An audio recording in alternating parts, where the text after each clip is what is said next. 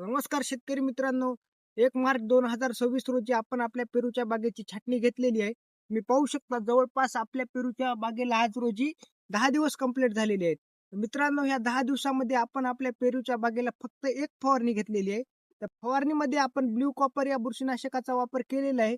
Blue कॉपरचा वापर करण्याचे कारण म्हणजे ब्ल्यू कॉपर हे आपल्या झाडाची जी जखम झालेली आहे ती लवकर रिकव्हर करण्यास मदत करते. त्यानंतर मित्रांनो, करेक्ट 10व्या दिवशी आपण आपल्या प्लॉटला दुसरी फवारणी करत आहोत. फवारणीमध्ये आपण टाटामिडा या कीटकनाशकाचा वापर करत आहोत. मित्रांनो, हे आपल्याला 0.5 मिली प्रति 1 लिटर पाण्यासाठी वापरायचे आहे. तसेच मित्रांनो, आपण ग्रोवर या टॉनिकचा देखील वापर करणार आहोत.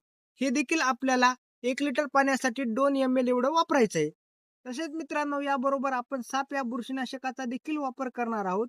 याचं प्रमाण मित्रांनो आपल्याला 1 लिटर पाण्याला 2 ग्राम एवढं घ्यायचं आहे. मित्रांनो, या तिन्हीचं कॉम्बिनेशन करून आपण आपल्या प्लॉटला फवारणी घेणार आहोत.